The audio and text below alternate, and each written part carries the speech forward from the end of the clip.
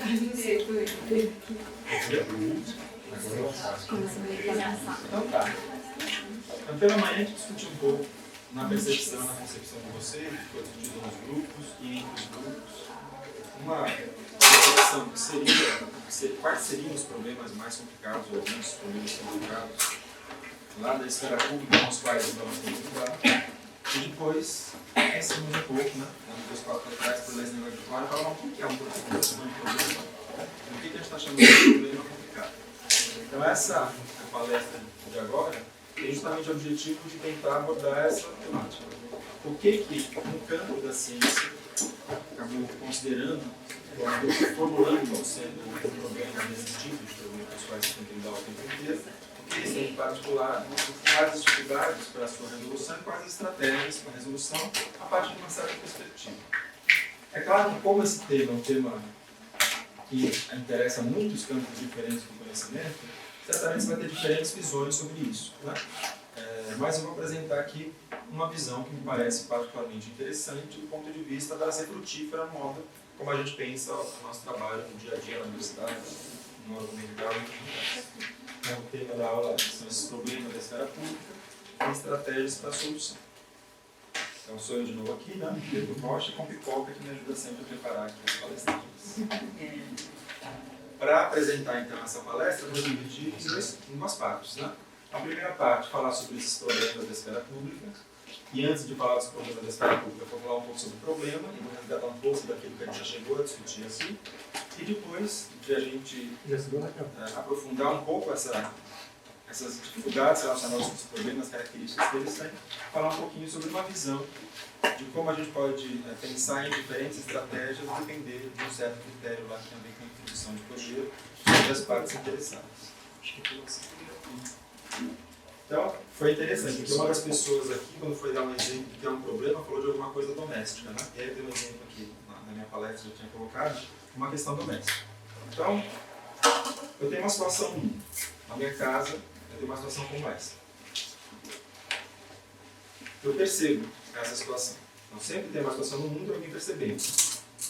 Para que alguma coisa possa ser ou não ser considerada um problema. Tem que ter observador para além do objeto que está sendo observado. Como a gente discutiu aqui, vocês concluíram, o problema não é a situação.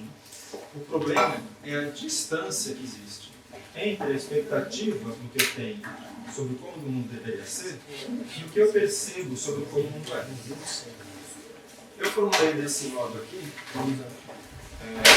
de modo a mais para frente abordar um aspecto que a gente não abordou muito, que é o modo como eu percebo como o mundo é não necessariamente é idêntico ao modo como o mundo é lá fora. Né? A gente tem acesso a certas informações. Quer dizer, que a gente tem acesso a todas elas. Mas nesse caso aqui, que é um caso totalmente simples, eu tenho acesso a essa informação. Tem uma torneira pingando o tempo inteiro para ela fechar. Então, se eu tenho uma diferença entre a expectativa que eu tenho sobre alguma coisa lá do mundo real e o que eu percebo sobre o mundo real, eu costumo chamar esse negócio de um problema. O mundo é do jeito que eu não gostaria que ele fosse. É um problema e eventualmente necessitaria uma solução. E como eu formulo qual é o problema, e olho para cá e falo, o problema é que a torneira pinga, mesmo estando fechada, eu, pela formulação, ao formular o problema, eu já antecipo a formulação da solução. Então a solução de um problema depende completamente do modo como ele é formulado. Né? Se eu formulo que o problema é que a torneira está pingando, a solução vai ser alguma coisa relacionada com evitar que a torneira pingue. Se eu olho para a torneira e falo que o problema é que essa torneira está enferrujada, certamente a solução vai ser uma solução diferente. Se eu resolver esse problema de ficar pingando, se a pessoa tivesse formulado o problema como a torneira está enferrujada, ela vai falar, não resolveu o problema é que a torneira está enferrujada. Então, formular o problema de um certo modo acaba encaminhando para um certo conjunto de soluções possíveis e não para outros. Porque o problema, a formulação do problema aponta para uma certa direção. Certo? Então, o problema lá, formulado de um certo jeito, que é o que eu percebo versus o que eu concebo como deveria ser legal, encaminha para uma solução. Se eu concebi o problema como sendo a ela está pingando, eu vou arranjar uma solução que é lá com uma ferramenta para tentar fazer com que ela não pingue mais. Certo? Saindo desse exemplo concreto e dos exemplos concretos que a gente discutiu durante a nossa discussão inicial, a gente pode conceitualizar agora isso, tentar dar um passo para trás para entender o que é então um problema. Ou quais são as características que estão envolvidas com o problema, que a gente já fez lá no começo da aula, no começo desse dia. Né? Então, os problemas, eles têm uma dimensão relacionada com fatos, que é o que eu percebo do mundo. Então, a gente pode chamar isso de uma dimensão factual do problema. Há fatos relacionados com o mundo que eu percebo, e esses fatos contribuem para que eu eventualmente considere que aquela situação é um problema ou não é um problema. Mas não são só fatos, né? Eu tenho um sistema de valores, que é um conjunto de valores hierarquicamente organizados, lá em algum lugar da minha cabeça, que me diz que é mais importante o fato dela estar pingando do que o fato dela estar enferrujada. E, portanto, o problema aqui, dado esse sistema de valores, é que eu estou percebendo que ela está pingando, não que eu estou percebendo que ela está enferrujada. Isso porque eu tenho uma hierarquia de expectativas de preferências que tem a ver com o meu sistema de valores. Os valores podem ser um valor, sei lá, econômico, de que eu estou gastando água à toa. Um valor conservacionista, que eu estou gastando água à toa. Um valor estético, que a torneira está enferrujada. Então, a depender do valor mais importante, no meu sistema de valores, eu vou conceber o problema de um modo ou de outro que vai impactar a solução. Então, daqui para frente, a gente vai falar sobre uma certa perspectiva sobre esse assunto aqui da literatura, que fala que problemas, eles têm uma dimensão factual e tem uma dimensão normativa. Normativa no sentido de que você estabelece uma norma de como as coisas deveriam ser, né? Tem a ver com os valores, com as suas expectativas. Então, a dimensão factual tem a ver com o que eu percebo, não necessariamente é o que está no mundo, mas é aquela parte do mundo que eu percebo, o modo como eu percebo. A dimensão normativa é aquilo que tem a ver com como eu esperaria que o mundo fosse. Certo? Trocando em miúdos, naquele esqueminha final ali, o problema não é o fato objetivo do mundo. Não é um negócio que está lá e que todo mundo está vendo a mesma coisa, interpretando do mesmo jeito. O problema é uma percepção humana sobre o que deveria ser alterado no mundo. E é a percepção humana, que não é exatamente o fato, é o que eu percebo do fato. A gente vai ver mais para frente, pessoas diferentes olham para a mesma situação e podem ver fatos diferentes. Né? Então, o problema não é um fato, é uma percepção humana sobre o que deveria ser alterado nesse mundo para que o mundo ficasse mais parecido com o que eu quero. 2. Define qual é o problema e encaminha para certos tipos de soluções e não para outros. Quando você fala o problema é esse, você já restringiu os próximos passos da sua atuação.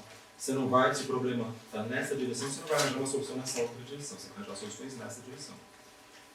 E isso é importante, como a gente discutiu mais cedo, né? E a gente vai elaborar mais isso, de que a depender de quem define qual é o problema, encaminha para uma certa solução, a pessoa que não definiu daquele jeito o problema vai achar que aquilo não é solução, porque era importante. Né? E terceiro, os problemas têm uma dimensão factual e têm uma dimensão normativa. E essas duas dimensões interagem para que uma certa pessoa defina qual que é o problema. Até aqui, tudo ok? Alguém gostaria de fazer algum comentário, fazer uma conexão com o que a gente falou antes? Discordar de alguma coisa? Não? Vamos em frente? Então tá. Vou pegar agora, não uma torneira na minha casa, tem muito mais a ver com questões da esfera privada, né?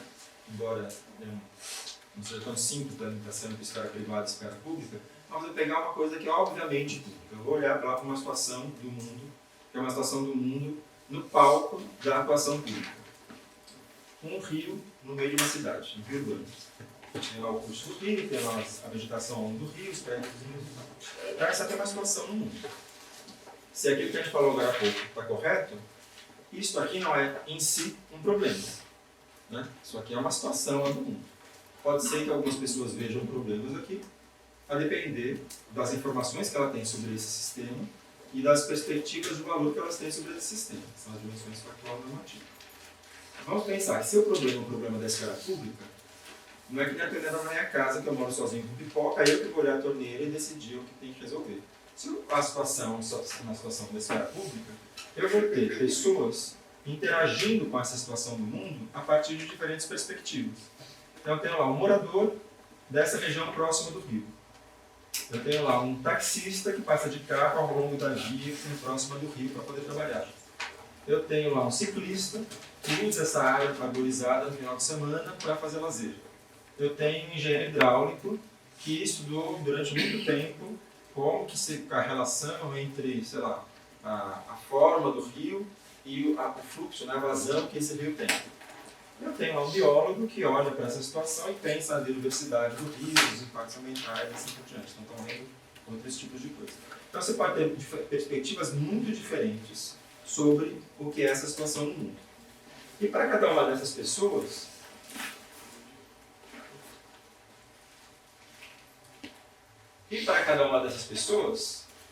definir se tem algum problema aqui depende de como cada uma delas percebe os fatos sobre essa situação e sobre como cada uma delas vê um mundo ideal em relação a essa situação.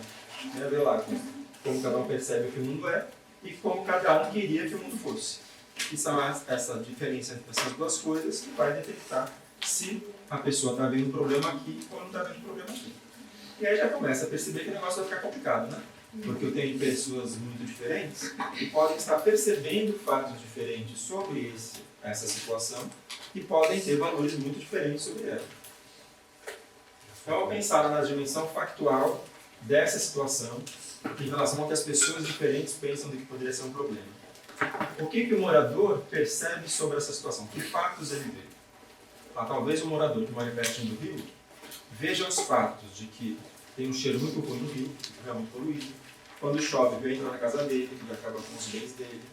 Tem um problema de saúde associado com os enchentes, que é rato chegar próximo e as pessoas ficarem com leptospirose. Então tem um conjunto de informações, de fatos sobre essa situação, que a pessoa que mora lá perto do rio talvez veja e perceba com mais importância do que outros.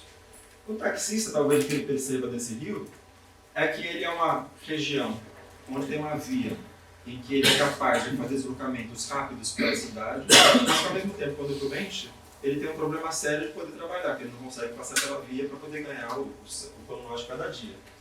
O ciclista pode olhar para essa situação aqui e falar, tem fatos importantes aqui, é um lugar relativamente agradável, tem sombra para poder andar de bicicleta no final de semana, enquanto o resto da cidade é completamente não acolhedor. E aí talvez ele veja esses fatos sobre o rio. O engenheiro hidráulico talvez veja os fatos relacionados com a dinâmica do fluxo do rio e coisas desse gênero, que são coisas que os engenheiros veem e são formados durante muitos anos para perceber. O engenheiro hidráulico vai olhar para o rio e ver coisas que a gente nem supõe que existam aqui, tá?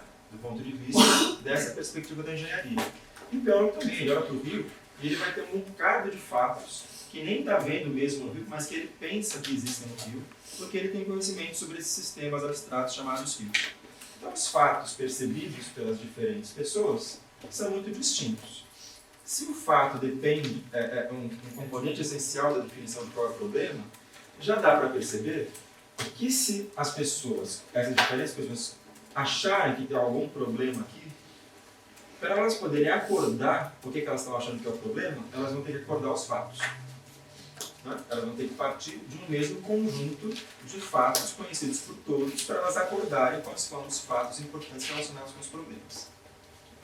E já dá para começar a entender o como que o mundo está ficando cada vez mais esquisito, que a gente está numa época de pós-fato, portanto, acordar fatos está sendo cada vez mais complicado. As pessoas falam, porque o ET vai, eu jogar foto do ET, e aí cadê o fato, né? Ou então, não tem mudança climática baseada na ação humana, e aí não é o fato. Então, qual que é o fato? Essas coisas são importantes porque elas acabam influenciando a formulação do problema para a pessoa. Vou falar um pouquinho mais sobre essas coisas esquisitas para frente.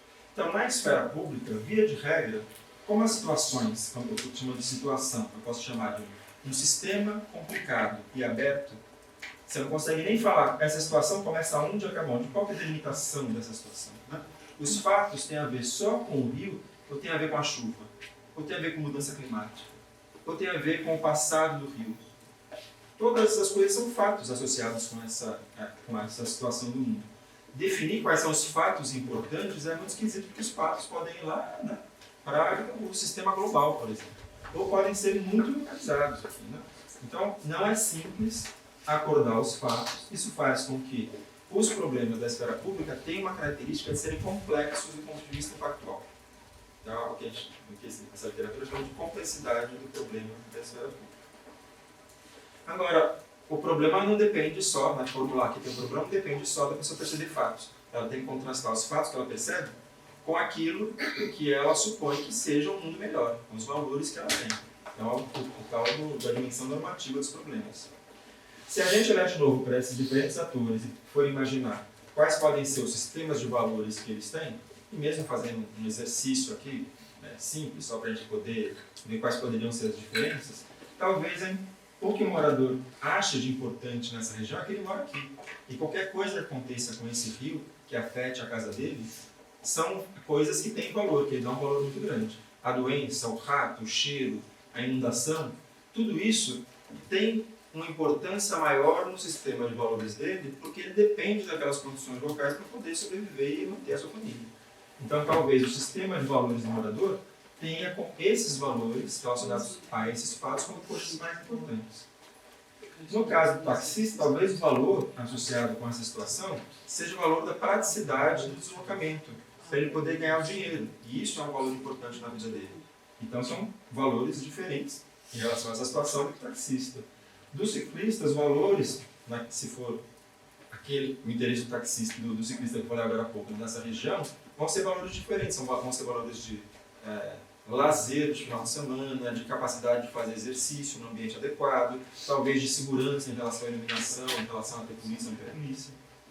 O engenheiro hidráulico e o cientista e o biólogo são dois cientistas, né? Duas pessoas da área técnica. Então, se eles estão olhando a partir de uma percepção técnica, eles não têm valor influenciando, porque a ciência é neutra do ponto de vista dos valores sociais. Mais ou menos, né? Não é mesmo, né? Um biólogo, tem um bocado de biólogos aqui e um bocado de engenheiros, né? Os biólogos, eles entram na biologia, quando você pergunta a Bia no começo da carreira deles, não é porque ele está entrando na biologia, porque eu quero salvar o mundo, manter as espécies, eu gosto dos ecossistemas, eu gosto de estar no meio do mato. Ele já tem certos valores, e quando você passa 4 anos lá fazendo biologia, depois mais 2 no mestrado, mais 4 no doutorado, você ouve o tempo inteiro falar, a natureza é legal, a natureza tem que ser mantida. Isso tem a ver com valores, né? São valores sociais lá embutidos dentro de uma disciplina. Então o biólogo vai olhar para cá pensando, por exemplo, no valor da biodiversidade, no valor das relações que as pessoas têm com a biodiversidade, no valor que a biodiversidade presta para as pessoas, que são serviços ecossistêmicos. Então tem uma opção de valores, para além dos valores epistêmicos, que é se a qualidade do conhecimento gerado pela biologia é bom ou ruim, tem valores sociais embutidos também. A biodiversidade é boa, ela é boa em si. E para o engenheiro hidráulico, talvez, em função de ele ter escolhido a carreira e da sua formação na área de engenharia, a engenharia é feita para modificar o mundo, né? É feita para aperfeiçoar, otimizar o mundo. E otimizar o mundo pode ser um valor importante aqui na engenharia, por exemplo, é um valor, não é um valor técnico, né? É um valor epistêmico, é um valor social, que está embutido ali.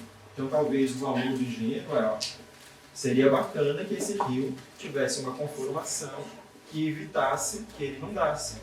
Talvez o valor do biólogo seria bacana que esse rio tivesse uma conformação que mantivesse os rios, mantivesse as árvores, assim. Se cada setor, ou cada pessoa da sociedade olha para a situação e tem expectativa diferente de como o mundo deveria ser ali, significa que os sistemas de valores fazem com que o problema seja ambíguo. Que é uma das coisas que a gente falou o tempo todo aqui pela manhã sem usar essa palavra. Né? Mas quando fala, eu estou lá no IBAMA e eu tenho uma coisa que vem de cima falando para fazer tal coisa, mas ao meio que fala para fazer outra coisa, significa que a situação é ambígua, tem valores diferentes, normatizando o que deveria ser feito naquela situação. E aí, quem tem que tomar a decisão é entre a espada e a cruz, porque você tem uma ambiguidade no problema, que há valores distintos, e, portanto, você tem diferentes modos de formular o problema e, portanto, a solução. Então, os problemas da esfera pública, lá no mundo real, que estão associados com sistemas abertos, que você não consegue nem limitar onde começa e onde acaba, e, portanto, eles sofrem influência de várias escalas espaciais e temporais, eles têm uma montoeira de fatos, e as pessoas percebem esses fatos de modos diferentes, e essas pessoas têm diferentes valores e expectativas sobre esses sistemas. Como o problema é a relação entre essas duas coisas, você imagina que vai ser difícil de definir qual é o problema. E se, então, existe uma dificuldade muito grande de definir qual é o problema, existe uma dificuldade muito grande de definir qual é a solução, porque o problema encaminha para certos tipos de solução. O problema mais sério dessa história toda é que quando a gente trata de problemas da situação do mundo real, a gente está tratando da esfera pública. Não é da minha torneira que eu vou lá e decido eu com pipoca o que fazer. Na esfera pública, as soluções, via de regra, se expressam como políticas públicas. Né? Então você tem uma política pública que vai procurar alterar uma realidade para passar da situação A para a situação B. Se vai passar para a situação B e uma montoeira dessas pessoas considera que este não é o problema O problema não era que era A, era que era 3. Então ela está vendo essa situação a partir da perspectiva, passar de A para B para a solução. E aí então acontece aquelas coisas, né? De você, onde o poder público tomar uma decisão e a população reclamar e criticar. Aí ele toma uma outra decisão para o outro lado, mas também continua tendo gente que vai reclamar porque a decisão não foi aquela que eles gostaram. Então, essa situação aqui fez com que pesquisadores, a partir de um certo momento, como eu vou falar, começassem a pensar, escuta, tem alguma coisa especial aqui nesse problema, como é que a gente avança nisso? Um outro aspecto importante que tem a ver com os problemas da situação do mundo real é que esses diferentes atores que atuam na esfera pública, na produção de discurso público sobre quais são os problemas lá do mundo real, da realidade, eles têm poder, níveis de poder diferentes na sociedade, porque a nossa sociedade é completamente assimétrica em termos de poder. Então, eu vou ter diferentes pessoas, diferentes grupos sociais, formulando qual é o problema, então, inventando um conjunto de fatos, um conjunto de valores, falando que o problema é esse aqui, só que alguns vão ter mais poder para fazer com que essa formulação do problema se transforme em agenda do poder público para gerar uma política pública. Enquanto que outros, ainda que com o mesmo direito constitucional de poder contribuir, de dever contribuir para dizer qual que é o problema, não vão conseguir fazer isso porque eles têm pouco poder na sociedade. Então, eventualmente, as políticas públicas vão ser enviesadas em direção àqueles que têm mais poder para conseguir impactar a agenda pública. Como se não bastasse, além desse problema, tem um outro problema que eu acho que é um dos mais dramáticos ainda. É que na cabeça da pessoa, do indivíduo, a dimensão factual, que é o que a pessoa percebe sobre o mundo, interage com a dimensão normativa, que é o que a pessoa quer sobre o mundo. Então, por isso que eu sempre falo que a pessoa percebe o mundo, os fatos do mundo. Não é que os fatos são esses, ela percebe os fatos do mundo. E a literatura da psicologia, desde a década de 70, 80, descobriu que o modo como a gente desenvolve raciocínio para gerar conclusão justificada pode estabelecer duas rotas. Então, quando eu olho para o mundo e concluo, então tem alguma coisa assim, ou tem um problema assim, ou tem uma solução assim, eu posso usar dois tipos de rota. E vocês vão ver como esse negócio atrapalha bastante a possibilidade de chegar a acordo sobre qual é o problema da esfera pública para poder gerar política pública. Então, essas duas vias de raciocínio que a literatura da psicologia descobriu lá atrás, eles têm a ver com de onde você parte para desenvolver um raciocínio para chegar numa conclusão justificada e qual o processo que você usa para chegar numa decisão justificada. Então, eu botei aqui algumas etapas disso. Então, você tem uma motivação pessoal que está na base do seu processo de criação de um raciocínio para chegar numa conclusão. Qual que é a sua motivação pessoal? Eu posso ir para a loja, para uma loja de eletrodomésticos, e a minha motivação pessoal é eu quero comprar uma geladeira e não gastar muito dinheiro. É uma ótima relação custo-benefício. Então essa é uma motivação pessoal para você desenvolver um raciocínio justificado. Eu vou lá e olho diferentes geladeiras, vejo o grau de consumo de cada uma delas, elétrico, vejo o tamanho, o volume que elas têm, a cor em relação à cor da minha casa, e aí eu concluo que eu vou comprar essa e não aquela, através de uma rota de raciocínio que é justificada por fazer economia, gastar pouca energia e ter um bom equipamento em casa. Mas eu posso ter uma outra rota. Então vamos falar sobre essas partes. A pessoa tem uma motivação pessoal, e ela pode ter uma crença prévia. Eu posso sair de casa achando que a geladeira boa é a Consul, porque eu tanto falo da Consul, né? Aí, para poder ter uma conclusão justificada, eu vou ver fatos sobre o mundo. Eu vou chamar aqui das afirmações factuais públicas, né? Então eu vou acessar essas afirmações que existem no discurso público para poder ver quais são essas afirmações, fazer um raciocínio a partir delas e concluir alguma coisa a partir delas. Eu não pego só as afirmações que estão lá fora de mim. Eu também pego as afirmações ou as informações no meio da minha memória de longo prazo. Então, cada vez que eu começo a pensar sobre alguma coisa, eu tenho um estímulo externo, eu trago da memória de longo prazo elementos de memória que me ajudam a pensar sobre aquela situação. E aí, com base nessas afirmações e nessas informações que vêm da memória de longo prazo, eu estabeleço alguma regra de raciocínio para juntar essas informações todas e gerar uma conclusão, que ela vai ser justificada pelo fato de que eu acessei esses fatos públicos, que eu acessei a memória de longo prazo e uma certa regra de raciocínio que eu considero lícita. E aí eu saio com uma conclusão Eu chamo aqui de justificada porque eu tenho como justificar por que eu cheguei nessa conclusão.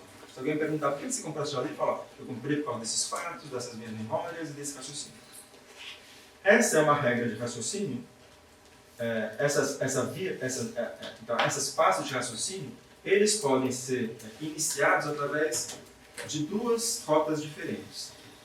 A rota de cima é motivada pela precisão. Então, se eu saio de casa para comprar geladeira, eu quero gastar menos com a energia no final do mês, eu quero ter garantia de que eu estou comprando a geladeira mais econômica. Então, é uma motivação para desenvolver raciocínio. É a precisão. Mas eu posso ter uma outra motivação pessoal que não é a precisão, mas é a conclusão. Eu começo o processo de raciocínio querendo concluir alguma coisa. Mesmo que isso seja feito de modo inconsciente. E é feito de modo consciente, a gente vai entender um pouco mais para frente. Então, as duas vias são aquela direcionada pela precisão e aquela direcionada pela conclusão.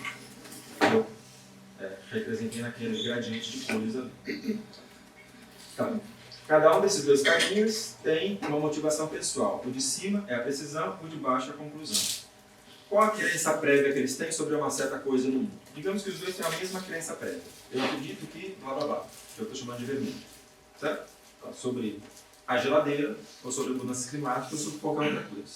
Então, esse aqui acredita, inicialmente, antes de pensar sobre o assunto, né? Ele crê no vermelho, esse aqui crê no vermelho. Então, os dois têm a mesma crença, digamos. Mas eles têm duas motivações pessoais diferentes.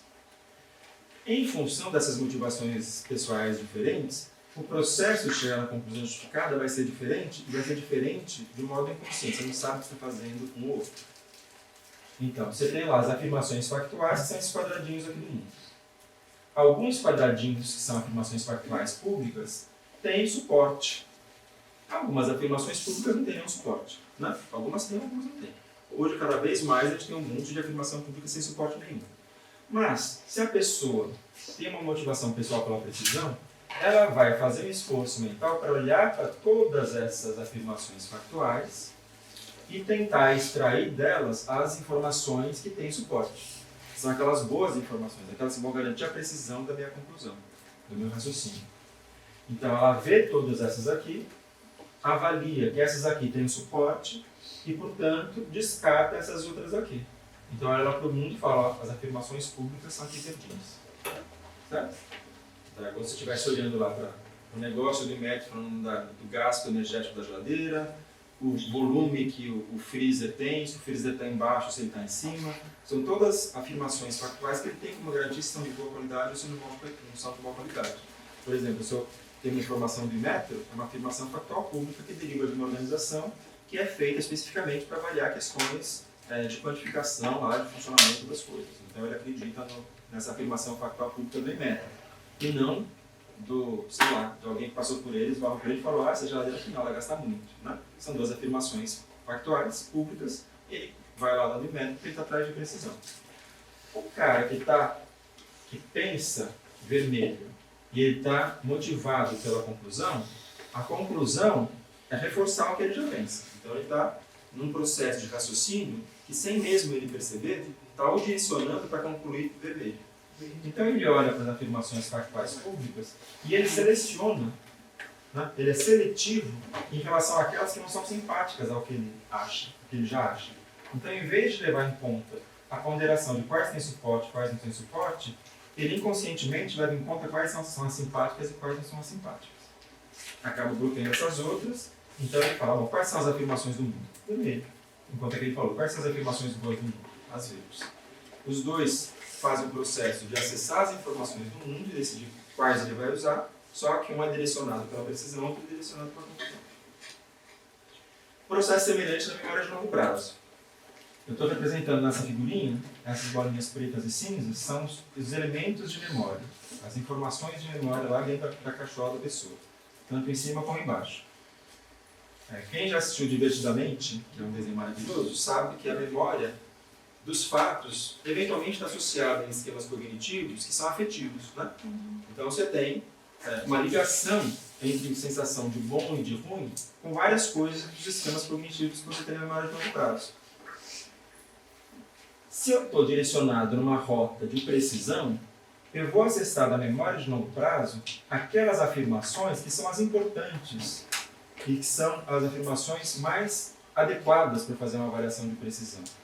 Independentemente de elas estarem ou não estarem associadas a algum elemento afetivo. Porque eu não estou fazendo uma rota de raciocínio que é afetiva, eu estou fazendo uma rota de raciocínio que é mais objetiva, mais racional.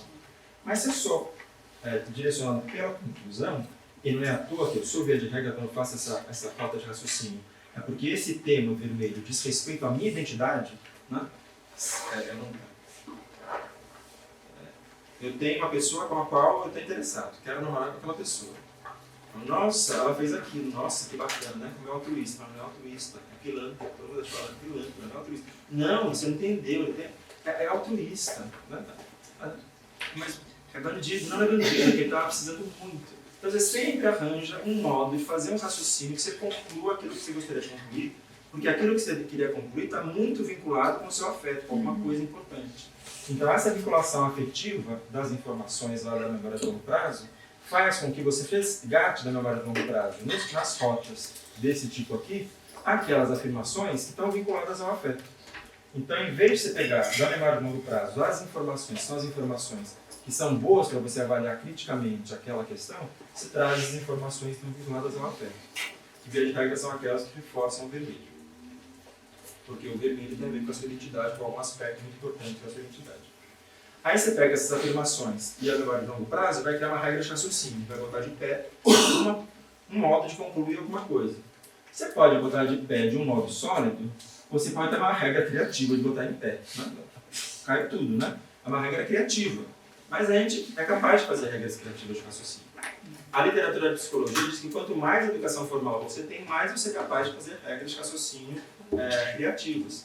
Então isso aqui não tem a ver, inclusive, com o nível de sofisticação de formação das pessoas. Tem a ver com o fato de ela estar nessa via ou nessa outra via aqui. Ao final das contas, a pessoa pode ter partido de as afirmações factuais públicas com suporte, informações de longo prazo que são pertinentes e uma regra de raciocínio que são rigorosas e chegar numa conclusão e acabar corrigindo a ideia que ela tinha antes. Ela achava vermelho. Ela viu aqui verde. Então ela corrige a percepção que ela tinha, conclui verde e ela justifica a conclusão verde por essa estratégia de raciocínio. A pessoa de baixo, ela viu o vermelho, acessou da memória de longo prazo as coisas relacionadas com o vermelho, fez uma regra de raciocínio criativa, mas o que ela conclui? Vermelho, reforça a visão anterior. Como esse processo é um processo inconsciente, você está numa rota ou noutra, ela também justifica a conclusão. Fala, não, mas eu concluí. Eu parti de informações, fiz raciocínio, vi a memória de longo prazo, eu ouvi as afirmações factuais, é vermelho, gente. E aí, então, você pode ter duas rotas completamente diferentes, que levam a resultados diferentes, e você sequer sabe se você está passando por uma ou pela outra. Porque esse processo é um processo inconsciente, que a literatura chama de cognição quente. O raciocínio motivado pela conclusão, ou na literatura de ciências políticas, da psicologia política, a cognição quente. A cognição quente é um processo que se desenvolve, né? A opção por essa via é um processo inconsciente, você não percebe que está fazendo isso. É um processo menos custoso do ponto de vista energético e ela pode ser estimulada tanto por fatores da conjuntura como por fatores internos. Então, por exemplo, uma coisa que esse povo das ciências políticas já estudou. Se você tem uma polarização muito grande nas elites políticas, nos partidos, nas pessoas que têm posições políticas diferentes, que são representantes políticos, isso gera nas pessoas em geral uma opção pelo raciocínio motivado. Porque, via de regra, as pessoas trazem a ideia de partido da pessoa, do político, para junto da sua identidade. Estar junto da sua identidade, você olha para aquela pessoa, ou bem você bonita, antes mesmo dela falar alguma coisa, que acontece com vários de nós, né? Algumas pessoas que já passaram pelo poder público, ou você olha para aquela pessoa e fala, ai, que maravilha. E você acaba sendo um pouco crítico, porque está passando por essa rota de raciocínio aqui embaixo sem perceber. Isso pode acontecer em função disso, que é um aspecto conjuntural, externo à pessoa, e a partir de outras coisas também. Mas também pode ser influenciada por aquele tema no qual a pessoa está se dedicando a refletir, de algum modo afetar a sua identidade, como no exemplo que eu dei aqui, que a pessoa ter interessado em outra pessoa, ou ela ter uma visão e um valor que é eu sou conservacionista ou eu sou caçador, então essas coisas têm a ver com a identidade que a pessoa tem, e isso acaba influenciando muito no modo como ela vê o mundo, como ela interpreta os fatos, como ela gera conclusões justificadas. Se esse negócio aqui acontece de um modo inconsciente, isso influencia como que a pessoa junta os fatos, ela percebe os fatos do mundo e os valores que ela tem para poder definir se tem um problema no mundo e, portanto, encaminhar para uma solução, imagina o tamanho da confusão na hora de estabelecer acordos sociais sobre quais são os problemas da esfera pública. Né? Então, resumindo essa historinha aqui, se eu tenho uma diversidade grande de pessoas, e diversidade grande de pessoas, é pessoas que olham para fatos a partir de um conhecimento distinto sobre fatos. E se as pessoas olham para a situação a partir de um conjunto diferente de valores, dos sistemas de valores, eu tendo a ter uma dificuldade maior na promoção de acordo sobre qual é o problema. E se eu não tenho acordo sobre qual é o problema, eventualmente não vou ter acordo sobre qual é a solução. Né? Porque o problema encaminha a solução. Então, o primeiro aspecto é esse aqui. Outro, não havendo acordo sobre qual é o problema, as políticas públicas vão ser contestadas, porque a política pública é a solução do problema. Né? Se as pessoas não acordam que o problema é daqueles, dá uma solução. E a política pública parece uma solução coisa nenhuma. O governo não presta, o IBAN não faz as coisas que devia fazer, faz tudo errado, assim por diante. A universidade está formando gente de direito. E 3, assim. Oi? A universidade é Balbúrdia. E aí, a simetria de poder e de cognição quente, dificulta a promoção de acordos. Então, as assimetrias de poder, elas, para quem está atento, tendem a ser mais visíveis, mas na que elas são visíveis, que elas são menos importantes no jogo de disputa social. E a cognição quente, embora quem trabalha com psicologia da cognição olhe para a cognição quente, no dia a dia da gente, a gente não percebe o que a gente está fazendo. A gente precisa ter muita atenção, muita escuta das pessoas que estão criticando a nossa visão, um tanto de esforço mental para conseguir falar, nossa, essa minha posição de fato é enviesada, né? Eu estava utilizando fatos que não são adequados e assim por diante. Então isso aqui é a síntese aqui dessa figurinha. Então a ideia era, eu falei primeiro sobre o que são problemas, essas duas dimensões, e agora eu falei problemas da esfera pública, qual que é a dificuldade que eles têm. Problemas da esfera pública são difíceis de lidar, porque para lidar com eles você precisa de um acordo sobre qual é o problema. E o acordo sobre qual é o problema é difícil de estabelecer por causa dessas coisas todas. Comentários? Bom, diga. Na verdade, eu não sei se é um comentário, uma dúvida. Pode ser grande. Como saber se a gente não está com o nosso olhar enviesado? Claro, é um processo de construção, mas eu posso estar no meio de pessoas que têm uma opinião diferente da minha. E pode ser que quem está me criticando não é que tem um olhar enviesado. E eu faço essa dúvida porque, no final das contas, o que seria, em tese, um observador que está de fora do problema, ele teria maior condição de avaliar o que é o problema de fato. Né? E aí, como chegar nessa visão que seja o mais abrangente possível e você nunca tendenciar um lado, ou o lado que eu acredito. A gente é ambientalista ou por natureza ou por função que exerce. Até que ponto o que a gente acredita é o que está certo, porque com a mesma convicção que eu tenho, quem está do outro lado tem também. Né? Então eu acho que como chegar a esse ponto, né, para a gente conseguir ser o mais isento possível para formular o problema. Essa pergunta é exatamente o X da questão. Né? Eu, para não atrapalhar o que vem em seguida, eu vou dar uma resposta baseada um pouco num processo que aconteceu na própria ciência. A partir de 60, 70, começaram a aparecer campos na ciência, que são aqueles campos críticos, né? Por exemplo, campo do feminismo, campo de estudo relacionado com caças. O que esses campos críticos procuraram fazer dentro da ciência? Ó, vocês estão falando isso aqui, nesse campo da ciência de vocês, estão chegando a essas conclusões. Note como essa conclusão que está chegando é enviesada por uma diferença estrutural que existe na sociedade entre homens e mulheres. Note que no seu argumento, isso, está vendo? Isso aqui é enviesado. Os seus fatos estão enviesados, o seu raciocínio está enviesado por essa estrutura social que você não estava percebendo. Tá? Se as pessoas dessa disciplina originária estiverem abertas para ouvir a crítica e conseguirem ser abertas para pensar, né? E aí gasta raciocínio, gasta energia, gasta tempo e precisa de um nível de empatia grande, né? Eu acho que essa pessoa tem alguma coisa que pode ser importante, Paulo. Eu vou ouvi-la com atenção. Ouvi-la com atenção para saber se de fato, investigando se eu estou fazendo alguma coisa esquisita, né? Vai resolver 100% do tempo? Não. Mas pode ser um caminho para você ser um pouco mais crítico em relação ao seu pensamento, você vai ver perspectivas diferentes em relação ao seu modo de pensar, a sua regra de raciocínio, aos fatos que está utilizando.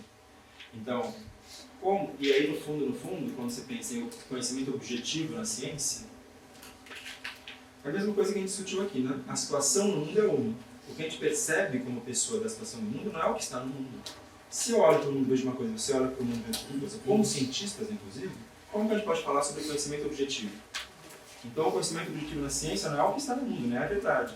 É um acordo que os cientistas de uma certa área fazem sobre qual que é o jeito mais rigoroso de olhar para aquilo, tentando tirar do meio da história os valores que não são os valores epistêmicos. É um negócio super difícil porque os valores estão lá embutidos, você não consegue ver. Então, quando vem alguém de outro campo disciplinar, que tem outros valores sociais embutidos e olha o que está acontecendo aqui, talvez ele tenha mais chance de perceber que é um negócio aqui que está sendo pensado pelos valores que esse campo inteiro de cientistas, que são os ecólogos, os biólogos, não está percebendo.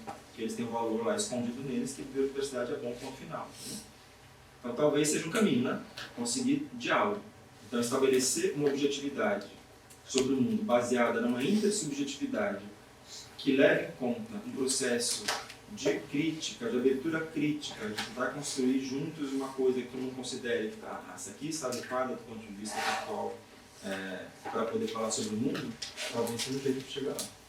Não sei se ajudou alguma coisa. A gente vai falar um pouco mais sobre isso quando a gente pensar em processo de coprodução, né? Que no fundo é isso, né? Eu tenho lá o taxista, o cara que mora, o cientista, o cara do banco e tal, qual que é o problema e qual que é a solução.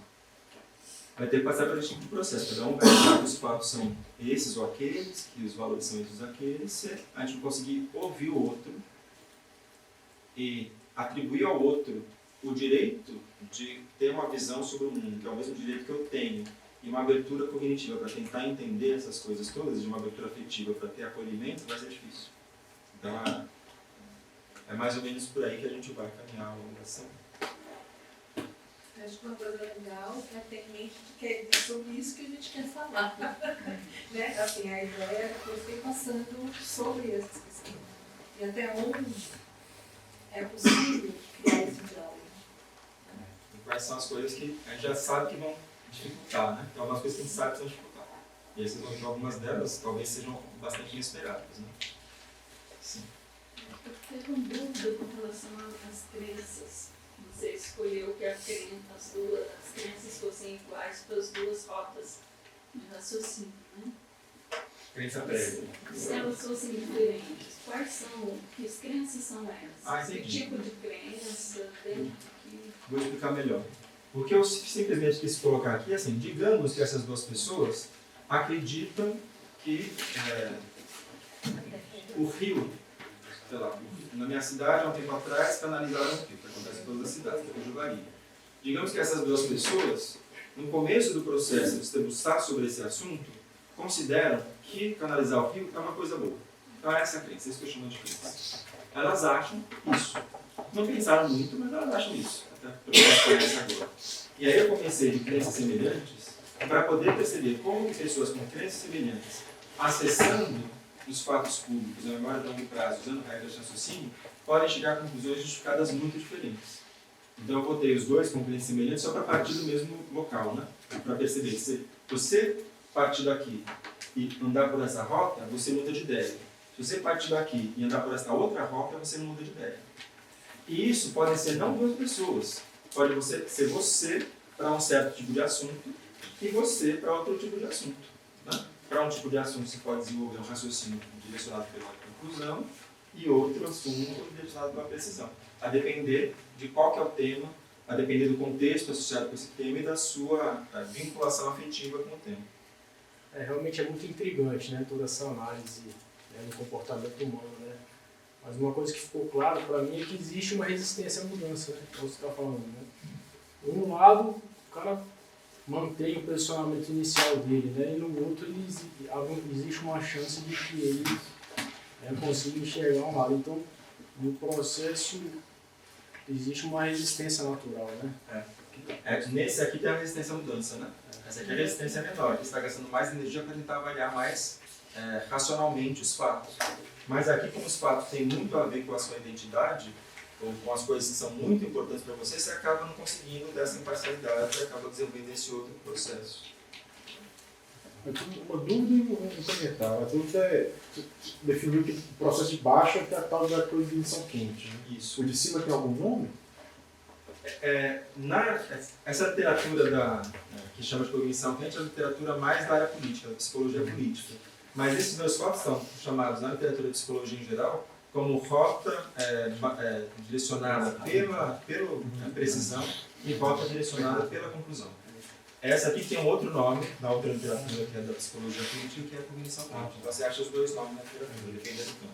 Aí o comentário que eu tenho é que às vezes como é que você pode chegar na mesma conclusão, mas por métodos diferentes. Então, às vezes eu já reparei isso no dia a dia, às vezes tem uma pessoa, um amigo meu que chega na mesma conclusão política, eu gosto do mesmo político, da mesma linha que eu, mas eu percebo que as motivações são diferentes, sabe? Que ele pode ser menos crítico, que ele pode... Então, assim, como é que... Pode ser a mesma conclusão, mas por processos diferentes também. Você tem uma coisa muito óbvia no mundo, talvez mesmo sendo um pouco crítico, você vai construir uma coisa muito parecida com o outro que foi muito crítico, né? Então, a gente viu nos exemplos de hoje que os grupos em salas diferentes, quando eles apresentaram a conclusão aqui sobre o que é problema, embora a formulação fosse um pouco diferente, no final chegaram mais ou menos a mesma conclusão através de processos diferentes. Certamente os processos foram diferentes, ficaram conjuntos bem diferentes de pessoas, né? Então, pode ocorrer.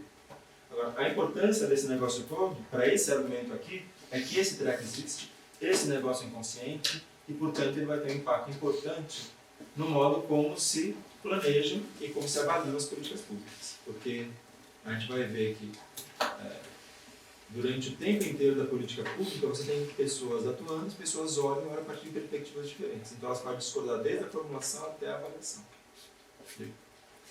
Quando você apresentou, eu fiquei pensando que nesse esquema ainda, tem algumas premissas que elas são necessárias para que a gente consiga diferenciar os dois esquemas.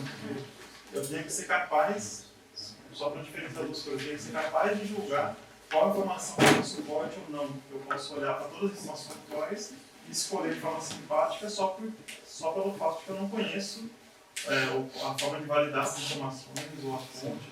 E a depender do assunto que a gente está tratando, você trouxe exemplos desse momento pós-factual que a gente vive, eu posso escolher o tipo de informação que eu quero depender da minha motivação pessoal já. Mas se você fizer isso, você está aqui embaixo, né? Se você estiver nessa rota... Mas como saber que eu não estou fazendo enviesando pela conclusão, achando que eu estou fazendo por precisão? É difícil, mas, por exemplo, informações factuais públicas. O que se considerava, até antes do mundo do pós-fato, que depois bagunçou muito, que são fontes de qualidade da informação. O que tem de qualidade de informação jornalística? Bom, dentro dos cânones lá de jornalismo, para você fazer uma afirmação pública, você tem que ter confirmação da informação. Você tem que ter várias fontes falando a mesma coisa. Então tem um critério de qualidade para a afirmação factual pública que o jornalista bota lá no negócio dele. Então, isso é um modo que o jornalismo tem para tentar garantir uma certa qualidade da informação que ele apresenta. Como que a ciência faz? A ciência tem um sistema de avaliação por pares.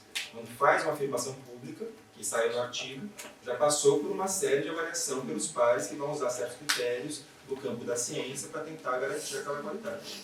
Quando eu escrevo um negócio no meu blog, não tem uma estrutura social que garanta, de algum modo, a qualidade daquela informação.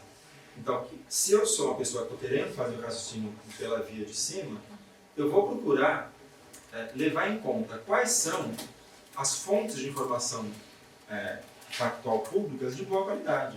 E vou levar em conta por que elas são de boa qualidade. E vou ser crítico em relação a isso. Então, é um raciocínio que gasta muito mais energia. Né? Gasta mais ATP mesmo do processo. Esse aqui de baixo é muito mais simples de fazer. Ele é o direto, ele é o defolho, facinho, né? Esse de cima depende de um gasto de energia maior. Agora, é possível fazer, ele não é perfeito, vai chegar, por exemplo, eu li um negócio no Estadão, mas no Estadão tem uma linha editorial, certo? E aí, pessoal, essa afirmação factual pública ou não é afirmação factual pública? Dentro dessas nuances, você tem uma diferença muito grande entre uma coisa que uma pessoa falou da cabeça dela e um negócio que veio de uma estrutura social que, de algum modo, procura garantir uma certa qualidade da informação. Eu acho que é importante também a gente entender que esses são exemplos extremos. Né? Assim, eu acho que tudo no meio entre as duas coisas é possível, de alguma maneira, no sentido de que um comportamento, uma decisão que você tem que tomar, ela é muito contexto dependente, ela é situação. Então, assim, se eu vou comprar uma geladeira agora, nesse momento que eu estou de férias, e eu resolvi que eu vou despender uma semana para decidir da geladeira, porque eu realmente quero gastar menos e tal. É uma situação. Outra é, minha geladeira quebrou, eu preciso comprar, senão não tenho de botar nas coisas. Sei lá, né? Eu acho que assim, é tão contexto dependente que em certos momentos você vai ser mais ou menos liberal no que você assume como informação válida, sabe? Por exemplo, mesmo que você esteja querendo ser crítico, por exemplo. Ou que em determinadas circunstâncias, mesmo uma coisa que é comprar uma geladeira, tem alguma coisa a ver com a minha identidade. Pode parecer bobagem, mas dependendo da circunstância, pode ser verdade, né?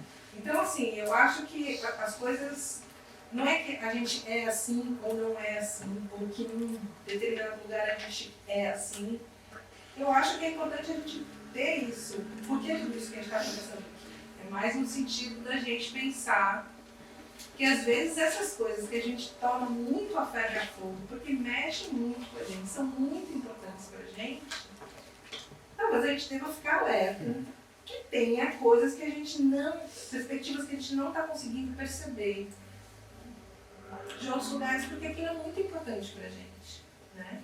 Então acho que essa sacada, né, talvez seja mais relevante do que a gente ficar entrando em pânico, que agora a gente precisa sempre chegar às fontes de todas as informações, e a gente não é robozinho, né, assim, nesse sentido. Porque... No negócio do exemplo da geladeira, você pode ter ouvido falar a vida inteira que Brastemp é uma Brastemp. E aí, de algum modo, isso pode ter se associado ao seu sistema de valores sobre o que usar de coisa de eletrodoméstico. E aí também não é só o mesmo que você esteja procurando, vai ter lá um pezinho, ó, Brastemp é um Brastemp, isso aqui não é um Brastemp. Então isso não tem muito a ver com informação objetiva. E propaganda usa essas coisas. Eles conhecem essas teorias de psicologia. Tanto propaganda comercial como propaganda política. Eles sabem fazer esse negócio. Né? Então é importante pensar que isso aqui pode afetar os processos de comunicação social e afetar de um modo importante lá para frente processos políticos mais amplos das políticas públicas. Né? Deu aqui? Comentário do já foi. Eu queria só aqui, para encerrando, falar um pouco sobre como que essa ideia foi sendo formulada na literatura sobre gestão inicialmente, de que lá na área da gestão, que é a que vocês trabalham, tem um treco diferente. Então esse negócio apareceu como uma coisa importante na literatura num certo momento na história do pensamento científico sobre esse assunto. Então tem uma linha do tempo aqui que vai lá desde 1920 até 1970, e aqui a gente tem o final da Segunda Guerra Mundial, a partir de quando houve uma aceleração, né, do crescimento econômico de vários países do mundo. Você teve aí aquela época de ouro do capitalismo, um bocado de milagres econômicos no mundo, e você teve então um aumento da qualidade de vida das pessoas. Então, pessoas que até um certo momento tinham que se preocupar com questões muito imediatas de sobrevivência, do que vai acontecer amanhã, puderam se dar o luxo de começar a buscar outros tipos de direitos. Não só de sobreviver, mas outros tipos de direitos. E isso acabou então gerando uma certa possibilidade na sociedade de aumentar muito a diversidade de interesses, de valores e de perspectivas. Esse negócio aqui acabou sendo seguido justamente por pelo que eu vou falar numa aula mais para frente, que é a origem do campo, de um campo de pensamento que chama a ciência das políticas públicas, Policy Sciences. A gente vai falar numa aula sobre isso. Nesse campo aqui, nesse momento aqui, esse campo que foi criado tinha uma perspectiva de que a ciência ia conseguir ajudar a gestão e as políticas públicas a fazer resolução de problemas da esfera pública de um modo mais racional, de um modo mais científico. Então, um norte desse campo que estava sendo criado. Então, você tem as pessoas melhorando de vida, a ciência desenvolvendo lá um campo que está dizendo que vai começar a resolver os problemas de um modo mais adequado. Essa ciência formou pessoas que começaram a trabalhar na gestão pública, pelo menos nos Estados Unidos, na Europa, e começaram a fazer políticas públicas de um jeito mais profissional. Eu vou falar sobre isso um pouco mais à frente, imperdível, assim, não sei que foca para preparar. E isso acabou levando a um aumento da frequência de questionamentos de políticas públicas, porque agora, enquanto que até então o poder público tomava decisões mais tecnocráticas, e tinha gente formada para fazer isso, tecnocraticamente, inclusive no campo das políticas públicas, a sociedade do lado de cá olhava a solução tecnocrática e falava, não gostei disso não, quero outra coisa. Então, houve, com esse aumento da qualidade de vida das pessoas, um aumento da diversidade de perspectivas na sociedade, teve os movimentos todos da contracultura, né? Movimentos negros, da liberação feminina, da ambientalista e assim por diante. E isso acabou gerando uma diversidade maior de perspectivas na sociedade, pessoas mais vocais, grupos mais vocais, com interesses compartilhados, que passaram a olhar para as políticas públicas e falaram, não, mas isso não era o problema que eu estava vendo como problema, não sei qualquer coisa, eu não gostei desse negócio não. E aí isso começa a gerar uma série de críticas em relação aos gestores públicos que acabaram de se profissionalizar. Imagina a vida dessa gente, né? Acabaram de desenvolver um campo de conhecimento, formar as pessoas, fazer pós-graduação, ser contratado, fazer política pública, elas começam a dar errado e as pessoas começam a falar que está tudo errado. Aí esse sujeito aqui, que é um autor americano, Whittle, ele fala, tem um negócio esquisito acontecendo, e ele formula, em 1973, o tal conceito de problemas perversos, que é o título da aula, né? Então, os problemas perversos são esses problemas da esfera pública que você vai tentar resolver através das estratégias tradicionais de gestão, que são mais tecnocráticas, e não funciona porque as pessoas vão sair com bandeira na rua falando que está tudo errado e que você não pode ser eleito de novo, ou que você tem que ser trocado por outro no caso da burocracia, né? Então, você tem lá, desde aquela época, né, no Brasil, mesmo na ditadura, né, marcha contra a censura pela cultura. A censura é uma política pública, o povo está reclamando dessa política pública. Você tem os caras pintados lá depois do Collor, contra as coisas que estão acontecendo nas políticas públicas do Collor. Depois lá no Fernando Henrique, a marcha do MST, depois, então, o tempo inteiro de lá para cá, não só nos países mais envolvidos, mas principalmente depois que acabaram as ditaduras dos nossos países aqui, quando as pessoas puderam se expressar melhor sobre as políticas públicas, começaram a expressar esse aspecto da sociedade, que é quando o poder público toma uma decisão de um modo mais tecnocrático, sem entrar em contato com as expectativas sociais, o que acontece é que sempre vai ter grupo social achando que não está certo e vai estar lá questionando. Então isso aqui indica que se não tem acordo sobre qual é o problema lá da esfera pública, isso seja uma política pública, vai ter questionamento sobre essa política, porque a política pública é uma tentativa de solução, e aí o problema não era esse. As pessoas saem lá com cartaz na rua. Né? Não queremos a canalização do Rio Jaguaribe, por exemplo. Aqui mais uns exemplos, né? Isso aqui é justamente a canalização do Rio Jaguaribe, né? Aí lá na Bahia, um tempo atrás, teve a população lá de Correntina, né? Fazendo passeata, porque estavam usando toda a água para o agronegócio, assim, por exemplo. Então, enquanto a política pública acaba tendo algum tipo de contestação social, né? E além disso, que é a terceira coisa aqui das assimetrias de poder e da cognição quente, esse tipo os processos de políticas públicas acabam sendo também complicados do ponto de vista de aceitação e de gerar melhorias importantes lá no mundo. Por um lado, você tem assimetrias imensas de poder.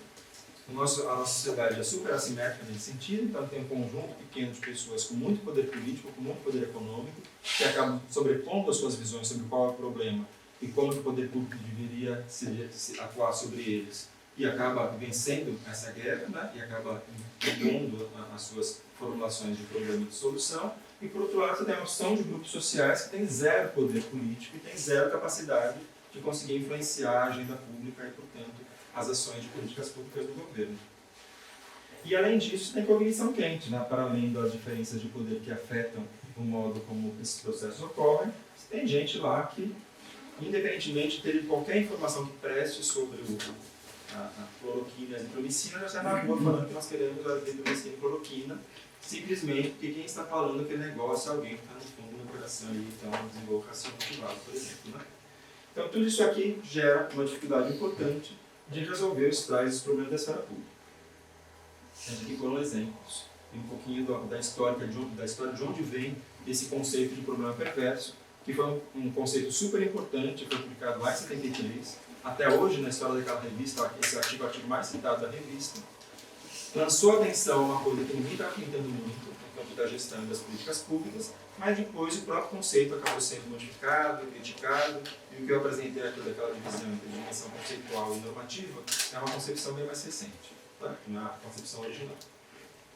Sobre esse processo histórico e esses exemplos, tudo bem? Alguém queria fazer algum comentário? Não? Então vamos passar lá para as estratégias de resolução. E eu vou usar uma formulação que também eu acho interessante, porque ela leva em conta essa dimensão do poder das partes envolvidas no processo de formulação e de resolução do problema, que vai ser importante para a gente falar especificamente sobre políticas públicas. Então, nessa classificação, vou fazer uma chave dicotômica aqui para falar qual é o tipo de situação associada com o problema. Eu tenho duas coisas que podem acontecer. Se há discordância sobre o que é o problema, ou se não há discordância sobre o que é o problema entre as partes interessadas no problema. Então, por exemplo, posso ter problemas sociais sobre os quais tem pouca discordância. Então, isso acaba não gerando uma polêmica. A política pública é executada e ninguém questiona muito aquela política pública. Então, se não tem uma divergência sobre qual é o problema que tem que ser enfrentado, esse problema não encaixa naqueles problemas perversos lá que o Hitler formulou. Tá? Ele está falando sobre esse outro tipo de problema. É que sequer se consegue um acordo sobre qual que é o problema que deve ser atacado. Agora, então, se as partes interessadas discordam sobre qual é o problema, então aqui eu tenho um problema perverso. Vou falar sobre estratégias de resolução desse aqui, de acordo com essa proposição. Primeira coisa que a gente vai perguntar é se essas partes interessadas neste tema, que estão atrás de formular qual é o problema, se elas todas têm poder para definir qual é o problema. Ou se só uma delas tem poder para definir qual é o problema. Como a gente falou que tem assimetria de poder na sociedade, vai ter uma série de situações em que aquele problema não vai ser definido por um conjunto amplo de stakeholders, vai ser definido por um conjunto restrito com interesses muito particulares. Então, se o poder está distribuído, se não está distribuído entre stakeholders, eu tenho só um grupo que vai ter poder para formular qual é o problema. Certo? Se é um grupo com um grupo, ele vai ser menos diversificado que a sociedade. E se ele é um grupo e forma um grupo, ele tem interesses comuns. Então já dá para imaginar que é mais simples formular uma solução para esse tipo de problema que vai ter menos divergência de opiniões. Né? Agora, se o poder está distribuído, se grupos sociais diferentes têm possibilidade de influenciar qual que é a formulação do problema, eu posso ter ainda duas situações. Se esses grupos contestam um ao outro sobre o seu direito de definir o problema, então, Renata e o grupo dela acham que o problema é isso. Eu e meu grupo achamos que é outro.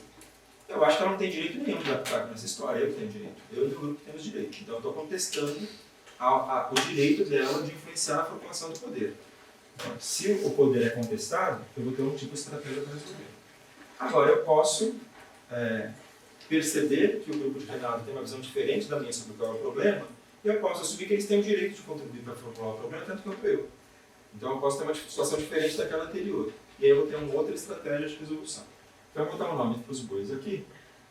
Então, nessa situação em que o problema, a formulação do problema, ela tem uma discordância sobre ela. Mas só um dos grupos sociais tem poder para poder definir qual é o problema, eu tenho um tipo de estratégia que se chama de estratégia de autoridade. Então, você tem um conjunto de pessoas aos quais é atribuída a autoridade social para definir qual é o problema e, portanto, encaminhar qual é a solução. Isso pode acontecer em função de assimetrias de poder derivadas de uma sociedade pouco democrática, mas pode derivar também do próprio funcionamento da sociedade democrática. Então, por exemplo, quando você vai para a Suprema Corte definir uma questão sobre a qual não existe consenso social, se atribui à Suprema Corte a autoridade de definir aquilo. E há um acordo social de que então só eles que devem definir mesmo. Mesmo que eu não goste do resultado final, é a atribuição dele definir. Quando você tem uma estratégia de autoridade, você tem poucas pessoas participando da formulação de qual é o problema, da decisão sobre qual é o problema, ou sobre qual que deve ser a decisão a ser tomada. Quando eu tenho o poder não contestado entre as partes, que todas elas têm poder de definir o problema, eu tenho então uma diversidade de pessoas maior participando de qualquer formulação do poder e eu tenho estratégia colaborativa. Então essas pessoas elas têm visões diferentes sobre como deveria ser formulado o problema, mas uma aceita que a outra deve ter o direito de contribuir para formular um meio termo, um acordo, uma situação de compromisso sobre como que a gente vai formular esse problema e, portanto, a solução deles. Então, uma solução colaborativa depende de uma predisposição de colaboração entre as pessoas. Eu tenho que entrar no grupo lá e estar disposto a ouvir o que o outro tem a dizer. Porque o outro vai fazer um contraditório e eu vou ter que estar aberto e falar, puxa vida, esse negócio que ele falou que eu tinha pensado. Será que eu devo mudar de opinião a respeito disso? Faz sentido? É razoável? E aí se tenta chegar em alguma coisa que todos considerem razoáveis. Na estratégia competitiva, você tem um dos grupos que tem poder, mas contesta o outro. O outro grupo tem poder e contesta o primeiro. E aí então você tem grupos diferentes, cada um deles mais homogêneo entre si, competindo pela formulação do problema na agenda pública, por exemplo, se for uma política pública. Então, você tem, de acordo com essa formulação, aqui essas 3 estratégias para a resolução de problemas perversos. Certo? Estratégia de autoridade, colaborativa e competitiva. Cada uma delas tem vantagens, cada uma delas tem desvantagens. Eu tenho essa figurinha aqui diminuída para falar um pouquinho sobre cada uma delas. A estratégia de autoridade, ela tende a ser considerada profissional. Quem que vai ser o conjunto de autoridade, o grupo de autoridade para o qual eu vou atribuir a autoridade e definir o problema? Muitas vezes quem entende do assunto. Vou pegar profissionais sobre aquele assunto, vou pegar engenheiros para falar como que eu devo resolver um problema que em grande parte suponho que deve ser um problema de engenharia. Por quê? Porque eles são especialistas nesse negócio. Vou chamar os biólogos para resolver um problema sobre biodiversidade. Por quê? Porque eles são especialistas nesse negócio. E aí chamo um cara de biólogo para fazer uma lista de espécies ameaçadas de extinção. Por que eles? Porque eles entendem desse assunto. Então, isso são vantagens. Né? Você pode ter uma coisa profissional. Os juízes, eles têm um monte de lei. Eles vão tomar uma decisão baseada na lei. É ágil, porque eu tenho um conjunto menor de pessoas, mais homogêneas entre si, portanto, uma divergência menor de perspectivas, de conhecimento sobre o problema. Então, isso aqui tende a ter um custo operacional menor do que os outros. Por outro lado, é um grupo restrito de pessoas que têm uma visão particular. Né? Os ministros do Supremo não são exatamente uma representação fiel do que é a sociedade brasileira. Né? Portanto, seus valores, sua visão de mundo, os fatos que eles conhecem, devem ser diferentes, embora sejam muito bons de direito. Né? Então, talvez, as decisões tomadas pelo grupo pequeno profissional deixe de levar em conta informações que estão presentes em outros grupos que são relevantes para a formulação do problema e, portanto, para a sua solução, e pode errar no final.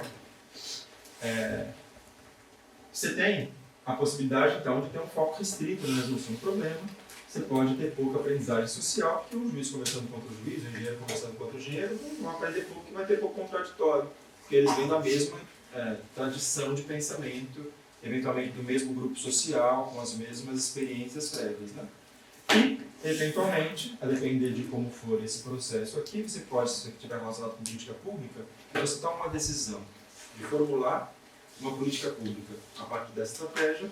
Obviamente que isso é possibilidade de todo o resto do pessoal que não participou depois contestar a política pública. Né? Da estratégia competitiva, passando aqui para baixo, tem vantagens e desvantagens. Se eu tenho diferentes grupos competindo para se dar bem num certo sistema, isso pode gerar criatividade. Né? Acontece muito, por exemplo, em empresas que estão tentando resolver um problema tecnológico. Uma está querendo correr mais rápido que a outra para gerar um problema, uma resolução mais eficiente. Então, isso pode gerar criatividade. Isso pode gerar alternância de poder. Se tem um sistema de competição funcional, eventualmente um grupo vai estar no poder, eventualmente outro grupo vai estar no poder. E essa alternância de poder, de acordo com parte das pessoas aí que pensam em democracia, é um negócio importante, porque você não tem um enviesamento para um lado só na sociedade durante muito tempo. Então, tem algumas vantagens possíveis, né? Mas também pode ter desvantagens. Um exemplo extremo de estratégia competitiva é a guerra. Um país quer uma coisa, o outro país quer outra coisa. Não chega a acordo diplomático, vão invadir o seu país e vão pegar o que quer. Então, é uma estratégia competitiva em que você não tem uma mediação para tentar resolver o problema, e a resolução é violência física mesmo, né? Violência brava.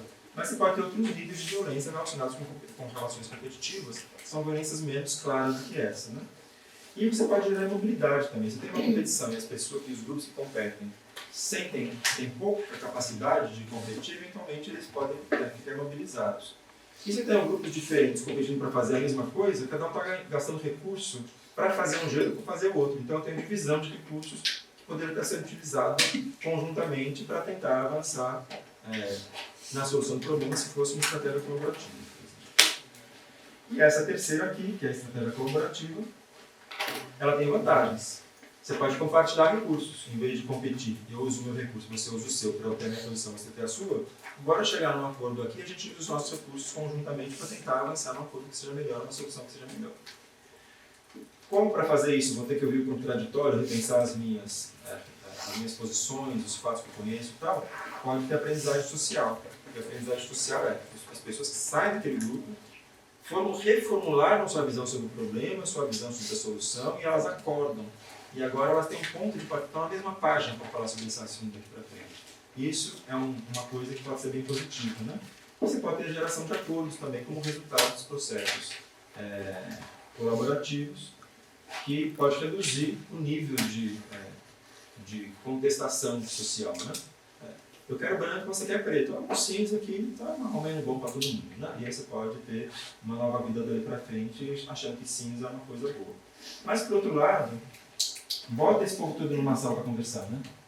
Cada um fala de um jeito diferente, conhece fatos diferentes, tem valores diferentes, tem intenções diferentes. Mesmo que eles entrem colaborativamente no processo, pode ser que o processo seja muito difícil.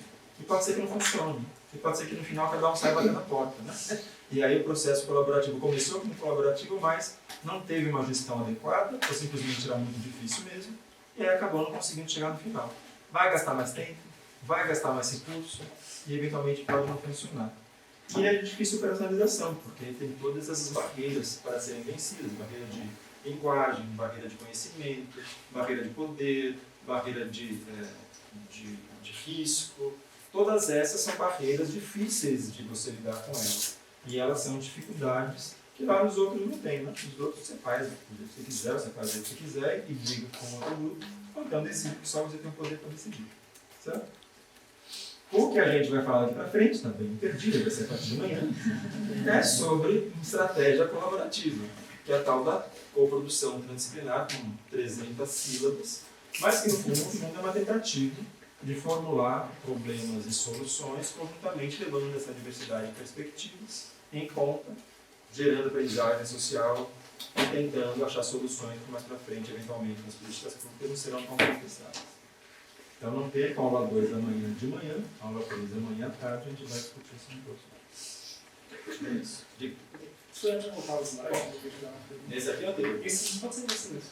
O que o conceito de problema perverso não ficou muito claro? Então, o problema perverso é esse, né? As definições são muito variadas, né? O que eu estou usando aqui é um problema para o qual não existe um consenso sobre qual é o problema na sociedade. Eu olho e vejo uma coisa, você olha e vê uma coisa diferente, como naquela figura anterior lá. E por que ele é perverso? Ele é perverso porque pessoas diferentes veem fatos diferentes sobre aquela situação pública e têm valores diferentes sobre a situação pública. E quando ele junta essas duas coisas para formular o problema, aparecem formulações diferentes do problema. E além disso, tem aquelas problemas relacionados com poder e relacionados com cognição quente. Então, esse combo, né, faz com que, se eu tenho uma sociedade diversa, uma sociedade também assimétrica, você tem mais chance de ter dificuldade de formular conjuntamente e acordar o que é o problema. Se eu não consigo acordar qual é o problema, esse problema é um problema perverso. Essa é a definição. Essa é a definição que eu estou usando aqui, certo? Se você pegar o trabalho do Ritter, ele fala que o problema perverso tem essas 15 características, por exemplo. Um problema perverso sempre é resultado de um outro problema perverso mais amplo. Tem um problema que é o problema da inundação, no Rio Grande do Sul. É o resultado de um outro problema perverso mais amplo, que é o problema da emissão de carbono. E é o resultado de um problema perverso mais amplo, que é o capitalismo. Tá? Então, você sempre tem um vinculado ao outro e você não consegue solucionar o problema. Você sempre está tentando resolver o problema. E quando você tenta resolver aqui, atrapalha ali. Quando você vai resolver ali, destrói ali. Então, lá na definição original, tem uma série de outras características. Né? O que estou usando aqui é essa, que é mais simples, que fala sobre essa divergência sobre as dimensões factuais e normativas do problema, que faz com que a gente não consiga acordar.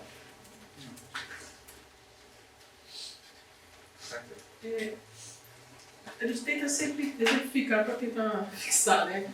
A construção legislativa seria uma forma competitiva? A legislativa me parece uma forma competitiva, né? No legislativo você tem representantes sociais que têm valores diferentes, perspectivas diferentes sobre como deveria ser o mundo. Por exemplo, o mundo deveria ser um aumento constante das áreas dedicadas ao agronegócio. Outra visão de mundo é que o mundo deveria ser, sei lá, um desenvolvimento do agronegócio, mas mantendo áreas para poder, naturais, para poder manter um certo equilíbrio da natureza, alguma coisa assim. E aí, dentro do legislativo, eventualmente, você pode ter competição, se não houver acordo, para... Tem dois projetos de lei diferentes, sei lá como funciona o legislativo exatamente, mas aí os dois podem competir entre si e um deles passa lá para frente. O que acontece normalmente no legislativo é a casa de acordo, né? Então, teoricamente, no legislativo você tem os acordos todos que vão tentar chegar lá no meio termo, que eu acho que inclusive é o que acontece nos governos, né? O governo acaba sendo um acordo de posições muito distintas e por isso gera aquela ambiguidade que você mesma estava falando no final da aula da manhã, né? Você não tem assim, um governo com uma agenda para um lado. O que você tem é um acordo de partes tão diferentes envolvidas na formulação de uma mínima maioria para tomar decisões, que o tempo inteiro você tem essa ambiguidade sobre o que é o problema e como deve ser a solução. E ela se expressa aqui, se expressa ali, se expressa ali, acendendo as luzinhas da árvore de Natal o tempo inteiro, né? Porque no background tem posições inconciliadas, ou talvez inconciliáveis na sociedade, que estão todas representadas nas esferas de governo. Eu só queria complementar, porque na realidade a gente falou de acordo na colaborativa, eu queria chamar a atenção que acordo é diferente de uma votação, né? Então, porque no legislativo você tem votações, né? Então você, no fundo, está buscando o resultado total. Assim, para você aprovar aquilo, tantos por cento tem que estar de acordo. Ok, mas tem que ter tantas pessoas votando a favor. Na verdade, mas esse tipo de votação, ela não é necessariamente a construção de acordos. Ela pode até refletir uma construção de acordo, por isso que tantos vão votar de um jeito e aqueles que não acordaram nada vão votar de outro. Mas acordo não é a votação em si, é só para chamar a atenção de que, eventualmente, por isso, talvez funcione de uma maneira mais competitiva ali. Para fazer a contraposição de um lugar onde você está trabalhando colaborativamente, você está tentando construir um acordo. E um acordo não é assim, vamos votar então é assim, assado. É de fato, através do diálogo, chegar a um acordo. Né? Eu acho que é uma coisa bem diferente do que você falar isso aqui, quem concorda? Isso não necessariamente é um acordo. Não sei se fez sentido. Eu acho que ela... Na questão do legislativo, a gente vê essa questão mais competitiva na formulação da agenda, que é onde você vai definir quais são os problemas. Aí você tem um jogo de interesse. Na definição da solução, que aí precisa de uma colaboração, porque quando efetivamente você vai fazer a política, aí é um pouco mais colaborativo do que competitivo. Mas essa divisão do momento legislativo. Pedro, eu acho que na esfera pública, na minha opinião, né, a gente vai mais para esse lado do colaborativo, sempre. Porque a gente tem os GTs, os grupos de assessoramento técnico, que a gente tenta, às vezes até entre mais de um ministério, às vezes entre vários órgãos. A gente está tendo uma experiência bem interessante lá na Fauna, que é o grupo de assessoramento técnico, de revisão das normas de fauna, proposição, enfim. E a gente está nessa fase ali do vermelho, do primeiro vermelho, alto custo de transação e difícil operacionalização. E a minha pergunta, a minha dúvida é se nesse estudo todo da política pública e da operacionalização desses de forma colaborativa, se existe formas da gente minimizar esses impactos do alto custo de transação, formas assim. Alguma literatura, até que eu estou precisando estudar isso, de difícil operacionalização, para melhorar e ter solução assim para essa operacionalização ser mais, digamos assim, para voltar para o colaborativo. Porque chega num dado momento, por exemplo, no GT, a gente tem um GT ou um GAT, sei lá, de um assunto. Chega num dado momento que o poder público, a gente faz uma proposta colaborativa, mas chega um dado momento que tem que ter um processo de tomada de decisão. E nesse processo de tomada de decisão, muitas vezes a gente tem que tomar a decisão dizendo assim, não, agora eu vou passar para a autoridade, porque a colaboração não foi possível. A gente faz muito isso no serviço público. Sim. Um artigo interessante, que eu acho que talvez seja interessante, já que você é interessado em ler, porque ele faz um contraste entre processos colaborativos em políticas públicas, que tem a ver com a ideia de democracia participativa, você não só acha para esgotar, mas também participar dos processos de formulação e de avaliação das políticas públicas, e a literatura de coprodução com a ciência, que tem também as mesmas dificuldades, que são dificuldades de conseguir fazer processos que sejam de fato colaborativos. Então, tanto na literatura de policy como na literatura de coprodução, você tem uma série de dificuldades elencadas, de casos mostrando as dificuldades de conseguir estabelecer esses processos colaborativos, que eles são custosos, né? Como que faz para as pessoas participarem dos processos de formulação do plano de manejo de um parque? O gestor, ele está sendo pago para dar lá para fazer aquilo. O pesquisador que está fazendo a extensão está sendo pago para participar da vida. A pessoa que mora ali, ela não está sendo paga para participar. Ela tem outras coisas para fazer da vida. Ela tem maior risco associado ao processo. Então, isso gera uma simetria dentro dos processos de participação social que fazem com que eles tendem a ter muita dificuldade de funcionar. Tem vários casos bem-sucedidos, tem alguns casos bem-sucedidos, né? O Brasil tem vários casos interessantes nessa direção. Mas é uma estratégia com alto custo. Ela é importante por vários motivos. Quando você tem uma sociedade que participa mais da formulação e da avaliação de políticas públicas, está uma sociedade mais educada para a democracia.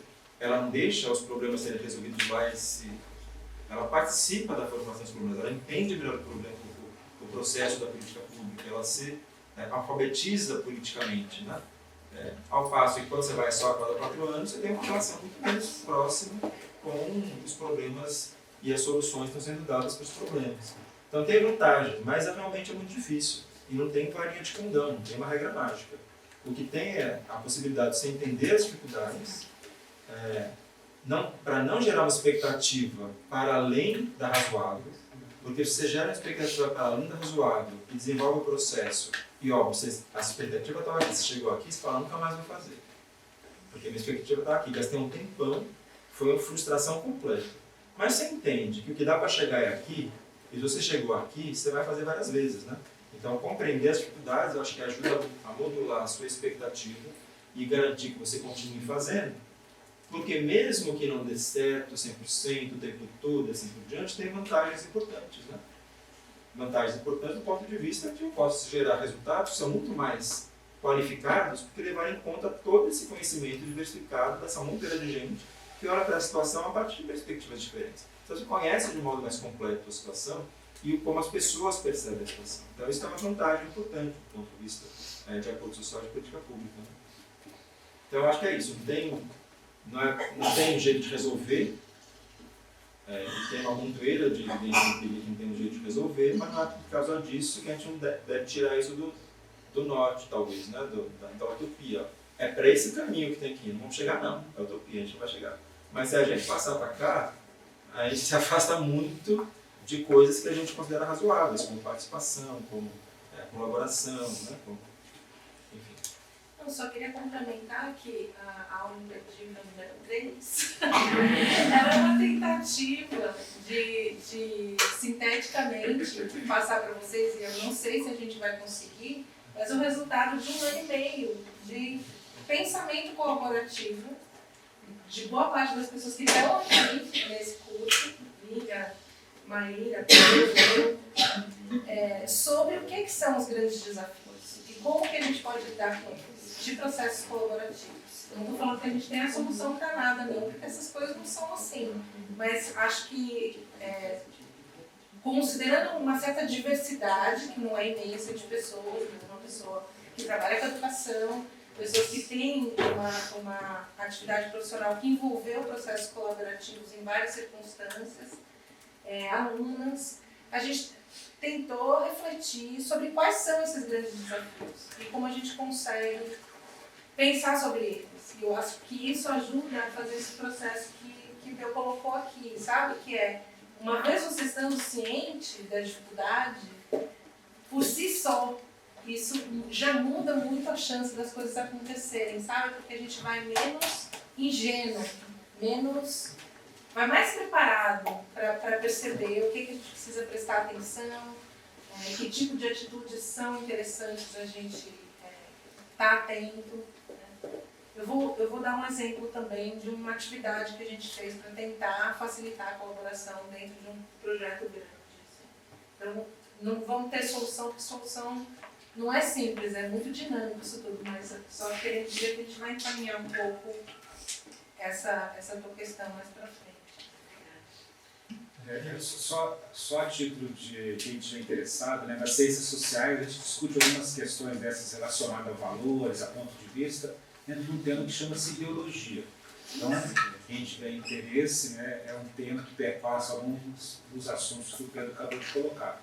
Um outro livro, um livro que eu posso dizer até o título, que é A Invenção das Crenças, editado pela EDUSP, se eu não me engano, organizada pelo Adalto Novaes, é muito interessante. É um conjunto de artigos de diversos pontos de vista, muito interessante. Por fim, né, nessa questão de esfera pública, a gente está vendo que nós estamos tendo uma batalha aqui no Brasil entre o Estado mínimo, não é isso? E a esfera pública, né, de ações. Então, é um debate constante essa questão. Né? Não está garantido que nós vamos fazer a política pública. De repente, tudo muda. Né? Enfim, só para mostrar o dilema que a gente sempre vive no dia a dia. Né? Eu sempre me interesso por algum fator que possa estar retroalimentando esse processo. Que você me falou que, de repente, o problema perverso normalmente costuma ter origem em outros problemas perversos. Então, qual seria o antes desse processo, que seria o diagnóstico dos problemas e a eleição daquele problema mais complexo que eu quero tratar naquele momento? Porque eu imagino que esse fluxo ele deva ser construído para cada problema, né? Para cada... Então, se você tem vários e você precisa eleger os que são mais estruturantes, talvez, ou urgentes, o que seria o pré-definição dessa estratégia? Né? Como atacar melhor o problema? Ótima pergunta, porque eu acho que eu tenho uma razoável resposta. Né? A gente vai ter duas aulas desse curso, que eu não vou revelar que são imperdíveis, mas são imperdíveis, que são sobre a literatura de policy science, das ciências das políticas públicas, que tem na ciência o objetivo de formular modelos científicos sobre como esse processo de política pública funciona. Como é que as questões sociais, que são agendas da sociedade, chegam na agenda de execução do governo. Parece que é essa a pergunta, né? Como que uma certa formulação da sociedade tem 300, né? O governo não só, mas tem 300 pessoas na sociedade formulando um problema. Como que esses diferentes problemas chegam lá na agenda pública? O fato de chegar na agenda pública faz com que eu desenvolva um processo racional de resolução desse problema. Política pública é um processo racional? Essas questões a gente vai discutir nas duas aulas de políticas públicas, são as duas últimas. Para finalmente, ao final dessa segunda aula, pensar, bom, se agora a gente tem esse modelo, vem lá da ciência, das pessoas que estudam esse negócio, que diz que política pública é um negócio mais ou menos desse jeito aqui, qual que é a expectativa que a gente pode ter sobre coprodução e impactar a política pública? Porque se política pública é um processo racional, eventualmente talvez consiga influenciar um processo racional. Se política pública é um processo caótico, como é que se influencia um processo caótico?